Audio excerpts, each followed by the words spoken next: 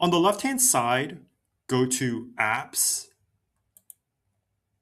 search for TypeCut, and click on the TypeCut app. Now, this app is for Pro users only, so if you want to use this, you have to be on a Pro plan.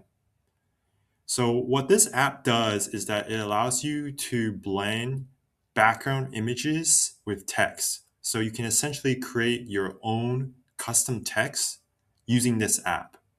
So you can select an image from the sample images here, or you can select one of your own images from either your computer, so you can upload a file here, or I can use an image from Canva. I'm just going to use this image right here that I got earlier from Canva, and I'm just going to use this for this text that I want to create. So I just click on the image, and then I just select Use Selected Image.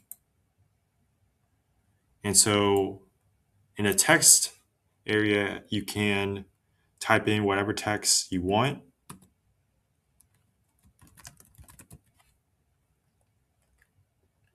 And once I'm done with that, I can select a font that I want. So I can either choose the fonts here, or I can include my own custom font by clicking on Upload Custom Font. And I can choose whether or not I want to have a text outline. If I don't want to have a text outline, I can just unclick on this button here. I can choose the text outline color if I want to change it to something different, and I can also change the thickness of the outline itself. And so once I selected the outline and I'm okay with the thickness, I can just click Add to Design. And now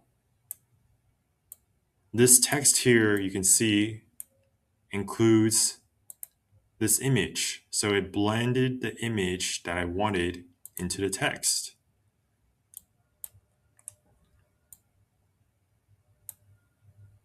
And you can keep adjusting these parameters until you get it to exactly what you want.